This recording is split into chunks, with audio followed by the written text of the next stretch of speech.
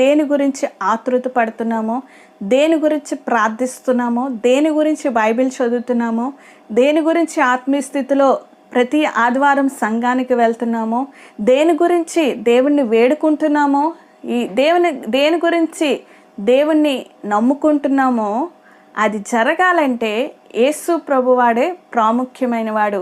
యేసు ప్రభు పరలోకానికి చేర్చకపోతే, యేసు ప్రభు పరలోకానికి మనల్ని తీసుకొని వెళ్ళకపోతే మనము ఎట్టి పరిస్థితుల్లో కూడా మనము ఎక్కలేము, పైకి రాలేము. ఆ డోర్స్ అనేవి ఓపెన్ అవ్వవు.